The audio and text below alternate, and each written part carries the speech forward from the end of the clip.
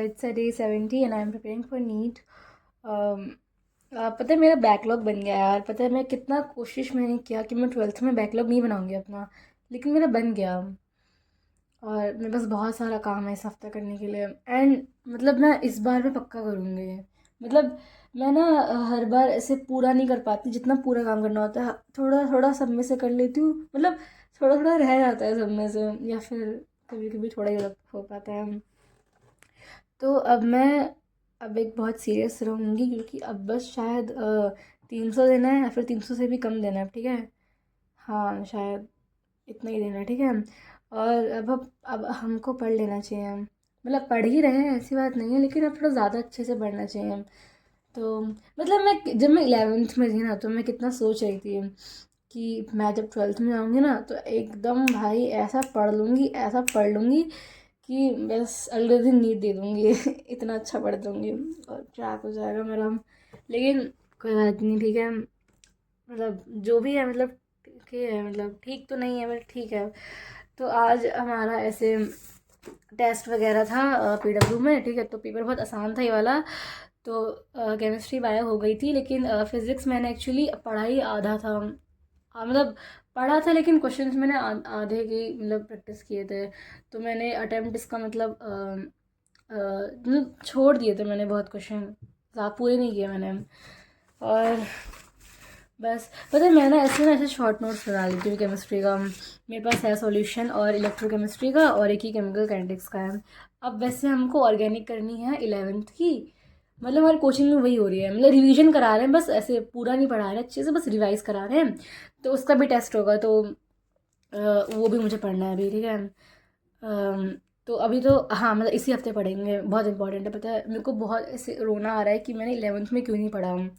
तो अब मैं बहुत कंफ्यूज हूँ कि मुझे इनसे पढ़ना चाहिए, मेरे को अलग सर से पढ़ना चाहिए, या फिर एक सेकेंड, एक दो ना, मतलब मैंने एक दो और देखे थे पीडब्ल्यू की फैकल्टी, अच्छे फैकल्टी, मतलब ऑर्गेनिक केमिस्ट्री के। उनका नाम याद नहीं आ रहा, क्योंकि मैंने वीडियो देखी ही नहीं है एक्चुअली। बस मैंने ऊपर ऊपर से देखा था कि लोग बोल रहे थे कि अच्छा है अच्छा है। तो मेरे बस 3 टीचर्स हैं, ठीक है। और मुझे और बहुत बड़ा लेक्चर है, ठीक है, बहुत सारे लेक्चर्स हैं जीओसी के और हाइड्रोकार्बन के। मेरे को वही करना है अभी। तो मेरे को नहीं समझ आ रहा है कि मुझे किसके करने चाहिए। तो अभी मैं, ठीक है, तो मैं अभी सोच रही थी कि अभी मैं करंट इलेक्ट्रिसिटी करूँगी, उसके बाद वो जीओसी वगैरह करूँगी। ज़्यादा टाइम नहीं लगेगा वैसे, थोड़ा टाइम लगेगा। थोड़ा नहीं वैसे, ठीक है ठीक है, लग जाएगा, ठीक है, टाइम अब। तो मैं, पता है, भी रिकॉर्ड भी नहीं करने का मन था, क्योंकि मैं मतलब मेरे को ऐसा लग रहा था कि लोग जज करेंगे, ठीक है। ऐसे फिर मेरे को एकदम से ऐसे दिमाग में से स्ट्राइक करा कि मैं किसी को जानती नहीं, ना कोई मेरे को जानता है, ठीक है। तो मैंने की फ़र्क पड़ता, मेरे को क्या फ़र्क पड़ता है ना। मतलब जो, मतलब जिनको मैं जानती हूँ, मुझे उनसे तो फ़र्क ऑलरेडी पड़ ही रहा है, ठीक है। और अब मैं जिनको नहीं जानती हूँ, मुझे उनसे भी फ़र्क पड़ रहा है। कितना मतलब ख़राब बात है ये। तो इस बार मैंने अपना एक रियलिस्टिक स्केड्यूल बनाया, लाइक स्केड्यूल भी नहीं, मतलब कितना, मतलब मेरे को काम करना है, टू डू लिस्ट बनाई मैंने, मतलब एक पूरे हफ्ते की कि मुझे कितना काम करना है। मैंने देखा अपने में कि मैं ना इतना सारा काम लिख लेती हूँ ना, कि मतलब एक हफ्ते में इतना सारा काम कर लूँगी। मतलब मैं आज कुछ नहीं कर रही हूँ, लेकिन अगले दिन मैं इतना सारा पढ़ लूँगी कि परसों में नीट दे दूँगी। मैं इतना लिख देती हूँ, ठीक है। और ऑफ कोर्स वो नहीं हो सकता है, अगर मैं बहुत ज़्यादा भी पढ़ूँ ना, मतलब एक दिन मतलब पढ़ते जा रही हूँ, तब भी वो शायद ही हो पाएगा, ठीक है। और मैं ऑब्वियसली भी मैं बिल्कुल नहीं पढ़ रही, तो मैं एकदम से कल इतना सारा, मतलब कैसे कैसे कैसे, तो मैं बहुत बेवकूफ़ हो, ठीक है।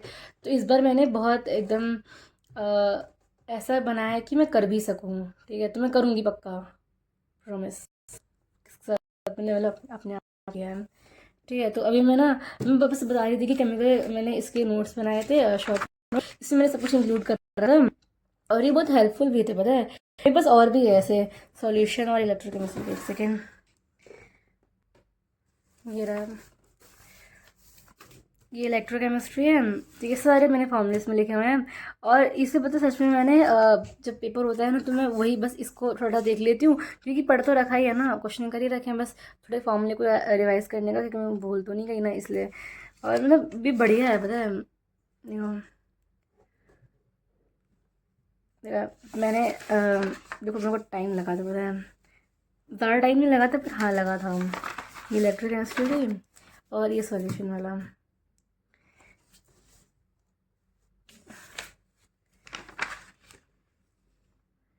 इसमें शायद मैंने मिक्स कर रखा है थोड़ा इलेक्ट्रोकेमिस्ट्री, मतलब अच्छे से नहीं किया था।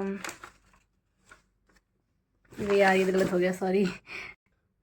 इतना विजिबल नहीं होगा शायद, छोटा लिखा था बस बस। और मैं बस इतना बता रही थी कि मैं ऑर्गेनिक कैसे करूँ। मैं सच में पूछ रही हूँ कि मैं ऑर्गेनिक कैसे करूँ, मुझे किन के लेक्चर देखने चाहिए। और अम, मतलब मुझे बहुत यार गिल्ट हो रहा है कि मैंने पहले 11वीं में क्यों नहीं पढ़ा जीओसी और हाइड्रोकार्बन। मतलब मैंने पढ़ा था यार, पता है, मैं बताती हूँ। अब जब इससे ना हमारी टीचर फैकल्टी चेंज हुई है हमारी, ठीक है। तो केमिस्ट्री के पहले कोई और पढ़ाते थे, अब कोई और पढ़ाते हैं। तो जो अब जो नए टीचर आए हैं ना, वो इतना अच्छा पढ़ाते हैं ना, मतलब वो मैम में बहुत अच्छा पढ़ाती हैं, ठीक है। और तो मुझे ऐसे रियलाइज़ हो रहा है कि पहले वाली टीचर ने मेरे साथ मजाक करा है। मतलब उन्होंने क्या पढ़ाया है, मतलब जो पढ़ाते थे वो समझ आता था, ठीक है, लेकिन उन्होंने बहुत कुछ टॉपिक स्किप कर रखे हैं। मतलब बेसिक पढ़ा रखा है, एकदम डेप्थ में नहीं पढ़ाया कुछ भी, मतलब जैसे क्वेश्चंस आते हैं नीट में।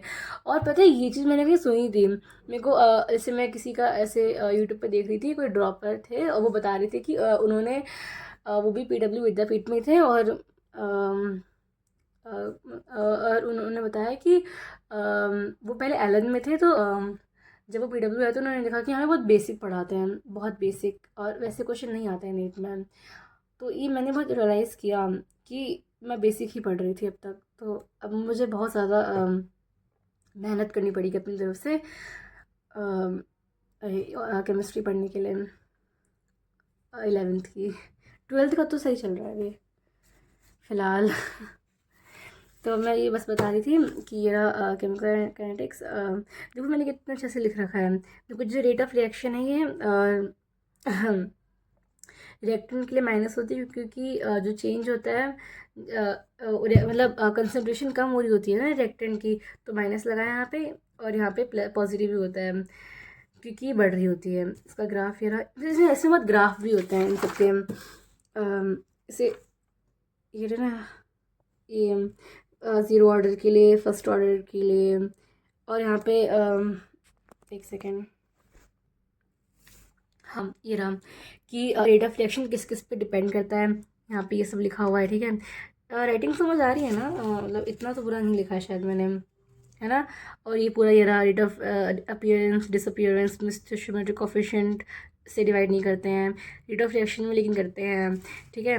ऑर्डर ऑफ रिएक्शन ये रेट लॉ है, ठीक है। और हाँ, जो जो रेट कांस्टेंट होता है वो टेम्परेचर पे डिपेंड करता है, लेकिन कंसंट्रेशन पे डिपेंड नहीं करता। हम कंसंट्रेशन को बढ़ाएंगे, घटाएंगे, कुछ भी करेंगे, उससे रेट कांस्टेंट पे इफेक्ट नहीं पड़ेगा, ठीक है। और ये यूनिट ये थोड़ा ना, यहाँ पे एन की वैल्यू रख के हम किसी भी ऑर्डर का यूनिट निकाल सकते हैं, मतलब रेट कांस्टेंट का यूनिट। और ये ला, यहाँ पे ऑर्डर है, फिर एक मॉलिकुलरिटी होती है, जैसे कि ऑर्डर जो होता है जीरो पॉजिटिव नेगेटिव फ्रैक्शन में हो सकता है और एक्सपेरिमेंटली कैलकुलेटेड है। और ये एलिमेंट्री कॉम्प्लेक्स दोनों के लिए होता है। और जो मॉलिकुलरिटी होती है वो एलिमेंट्री रिएक्शंस के लिए होती है, और वो थियोरेटिकली कैलकुलेटेड होती है। और होल नंबर होता है, फ्रैक्शन में नहीं होता है। और इसके पता है क्वेश्चन भी ऐसे ही आए थे इसमें, आसान ही आए थे बहुत, केमिस्ट्री बहुत आसान आई थी इसमें। किधर गए, ये रहा नहीं, देखो ये रहा यहाँ पे ऐसे क्वेश्चन, ऑर्डर ऑफ रिएक्शन, ये रहा, मैंने सही टिक किया ना, हाँ सही टिक किया। मतलब ऐसे ही आसान आए थे क्वेश्चन, ठीक है, ऐसे ही आते हैं। मतलब इनका तो पता नहीं, मैंने भी इसके पीवाई क्यूज नहीं टाइम देखेंगे अभी, रह गया मेरा। तो बस ये फॉर्मूला याद करना है, ठीक है। लाइक फर्स्ट ऑर्डर के लिए टी हाफ वाली, टी हाफ सेल नहीं, सॉरी, टी हाफ क्या कहते हैं, मैं भूल, हाँ मैंने सब बोल दिया। और टी हाफ जो होती है फर्स्ट ऑर्डर रिएक्शन की, ये कंसंट्रेशन पे डिपेंड करती है, ठीक है। और यहाँ पे फर्स्ट ऑर्डर रिएक्शन है, प्रेशर फॉर्म में यहाँ पे रखी होती है, इनिशियल प्रेशर, और ये क्या है, टोटल प्रेशर। यहाँ पे ये ऐसे है, ये मतलब एक। और सुडो फर्स्ट ऑर्डर रिएक्शन ये होगी एस्टर और hydrolysis of ester cane sugar, दो एग्जांपल है इसके। और ये हाफ लाइफ मेथड का ये एक होता है ऐसे एन की पुट के खा सकते हैं और कई सारे ऑर्डर्स की। ऐसे यहाँ पे जनरल एक फॉर्मूला है, इक्वेशन है, बस ये फर्स्ट रिएक्शन के वैलिड नहीं है और सब पे चलती है ये। ऐसे यहाँ पे कोफिशिएंट है कि हम जब हम 10 डिग्री टेम्परेचर हैं तो जो रेट कौन तो डबल हो जाता है। मैंने प्राइस भी लिख रखा है लेकिन आप मानना मैंने ऐसे ही लिख रखा है, ठीक है। और ये रहा फॉर्मूला इसका यहाँ पे, और ये रहा यहाँ पे, ये इंपॉर्टेंट है ग्राफ शायद, ये reflection of molecules in kinetic energy. जो ये है ये क्या है, मोस्ट प्रोबेबल काइनेटिक एनर्जी, मतलब यहाँ पे इस काइनेटिक एनर्जी पे सबसे ज़्यादा फ्रैक्शन ऑफ मॉलिक्यूल्स हैं। यहाँ पे एरेनियस इक्वेशंस हैं, ये भी याद करना है, मतलब आता है क्वेश्चन में, ठीक है। ये भी आता है कि catalyst does not affect delta G equilibrium constant. देखो ये क्वेश्चन आया था यहाँ पे, ये रहा ये वाला क्वेश्चन, सेम वही वाला है, कैटेलिस्ट वाला ही है। ऐसे PYQs मैंने नहीं देखे हैं, बट ये पेपर आसान आया था शायद इसलिए ये सब क्वेश्चन दे दिए, वरना ऐसे इतना आसान नहीं बनाते हैं लोग। मतलब ये ऐसी माइनर टेस्ट था ना। AITS हमारा होगा, पता है हमारा AITS सब CBT मोड में ही होगा। अभी हमारे AITS शुरू नहीं हुए हैं, 26 से होंगे इसी महीने में। तो मैं वही बोल रही थी, हाँ ये कोलिजन थ्योरी, यहाँ पे प्रॉपर ओरिएंटेशन और सफिशिएंट एनर्जी ये सब चाहिए होता है। यहाँ पे कोलिजन फ्रिक्वेंसी जो होती है, नंबर ऑफ कोलिजन पर सेकेंड पर यूनिट वॉल्यूम भी है, दोनों लिखना होता है। यहाँ पे ये सब है। हार्ड स्फीयर हमने माना था, इसके हमने स्ट्रक्चरल एस्पेक्ट को इग्नोर कर दिया था, ऐसी कुछ थ्योरी है ये सब। और बस इतना कुछ नहीं है उसमें, बस आपको थोड़ा बहुत फॉर्मूलेज याद करने हैं, बाकी सब तो बढ़िया ही चैप्टर है ये, मतलब ये आसानी है, ये कुछ भी नहीं है इसके अंदर। थोड़े बहुत क्वेश्चंस होते हैं इसके अलग अलग, कुछ टाइप के थोड़े बहुत ऐसे अलग लगते हैं, जैसे कि एक ही वाला क्वेश्चन था, कहाँ गया, एक सेकेंड, जैसे देखो A अगर डबल किया तो रिएक्शन रिमेन अनइफेक्टेड, या फिर नहीं, जैसे 4 टाइम्स बढ़ गई ना A डबल करने से, तो इसका मतलब क्या है, सेकंड ऑर्डर रिएक्शन। मतलब अगर हमने कंसंट्रेशन को डबल किया और रेट ऑफ रिएक्शन 4 टाइम्स हो गई, मतलब सेकंड ऑर्डर रिएक्शन, और अगर ये डबल करने पे डबल ही रही तो फर्स्ट ऑर्डर रिएक्शन, और अगर इफेक्ट ही नहीं पड़ा, कुछ भी फ़र्क नहीं पड़ा, तो ज़ीरो ऑर्डर रिएक्शन। तो कुछ ऐसी कुछ हैं चीज़ें, ठीक है। एक सेकेंड, एक और था, ये आसान पेपर था ये वाला। और ये वाला एक कैसे होते हैं, इंटरमीडिएट वाले क्वेश्चंस होते हैं यहाँ पे। तो केमिकल रिएक्शन ये रहा ना यहाँ पे, जैसे कि हम स्लो स्टेप पे हम इसका रेट लॉ लिखते हैं, जो स्लो स्टेप जो होती है वो रेट डिटरमाइन,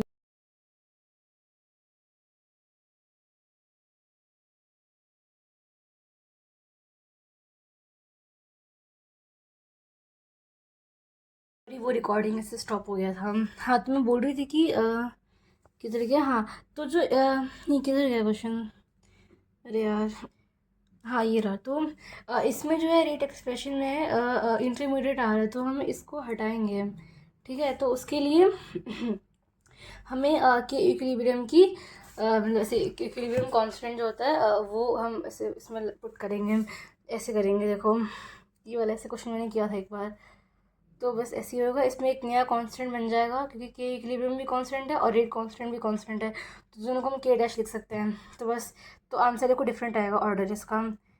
अगर हम नॉर्मली अगर उसको हम लिख देते हैं इंटरमीडिएट को, तो अलग आंसर आता है, ऐसे अलग आ रहा है, तो थोड़ा देख के करना है, ठीक है क्वेश्चन। और एक ऐसे भी क्वेश्चन आते हैं कि देखो यहाँ पे हम, ये रिएक्शन है, यहाँ पे हमको कंसंट्रेशन दे रखी है दोनों की, और ऐसे इनिशियल रेट ऑफ फॉर्मेशन, इसमें हमसे ऑर्डर पूछा है दोनों का, ठीक है, और फिर ओवरऑल ऑर्डर पूछा है। तो इसमें हम ऐसे दो को कांस्टेंट रखेंगे, फिर हम देखेंगे कि ये कितना बढ़ रहा है, मतलब जो दो सेम होंगे उसको, मतलब एक सेकेंड, मैं तो कंफ्यूज हो गई, सॉरी। जैसे ए में ये 0.3 सेम है, मेरे को देखो, हमें ये आई थिंक ये कोई ट्रिक वगैरह थी, इसका एक बहुत बड़ा शायद अलग तरीके से भी करते हैं, मेरे को ट्रिक ही पता है, ठीक है। कि ये दोनों हैं, इनको हम ऐसे कांस्टेंट रखेंगे, तो हम इन दोनों को देखेंगे कि ये 2 टाइम्स बढ़ रहा है, और यहीं पे ये 4 टाइम्स बढ़ रहा है अगर देखेंगे तो इसका मतलब जो बी है वो सेकेंड ऑर्डर रिएक्शन है। और यहाँ पे ये दोनों सेम है, तो इनको कांस्टेंट रखेंगे, तो यहाँ से देखो ये 0.1 है, 0.4 हो रहा है, मतलब 4 टाइम्स बढ़ रहा है। और यहाँ पे देखिए तो ये भी 4 टाइम्स बढ़ रहा है, मतलब फर्स्ट ऑर्डर रिएक्शन है। तो ए के रिस्पेक्ट में ऑर्डर 1 है, बी के रिस्पेक्ट में 2 है, तो ओवरऑल ऑर्डर 3 हो गया यहाँ पर। 3 हो गया। तो मुझे यही आता है ट्रिक, ठीक है। इसका एक बड़ा सॉल्यूशन भी होता है, ऐसे इसे पूरा करना होता है, वो मेरे को नहीं आता क्योंकि मैंने वो किया नहीं कभी। बस इस चैप्टर में कुछ भी नहीं, बस यही सब था।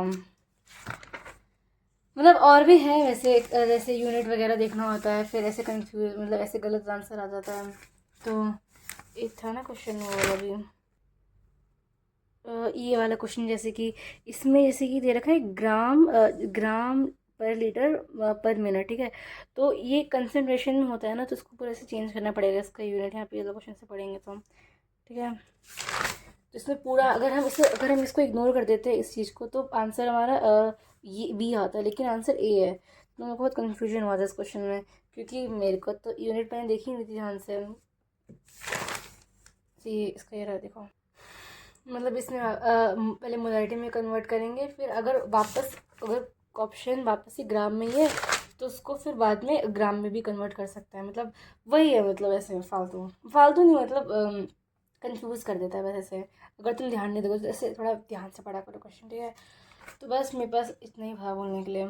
ये प्रॉपर ओरिएंटेशन वाला है, और ये वही फॉर्मूले हैं यहाँ पे, कोलिजन थ्योरी। और यहाँ पे K2 की, अगर दोनों दो K2 के वन दे रखा है। ये पता नहीं क्यों ये बार बार स्टॉप हो जा रही है, मेरा फोन बहुत ज़्यादा हीट कर रहा है। तो मैं यहीं पे वीडियो एंड कर रही हूँ, ठीक है। अब हो गया, ठीक है, मतलब हो गया नहीं, ऐसे नहीं बोलना चाहिए, सॉरी। मतलब बाय, ठीक है, बाय बाय। पढ़ाई कर लो।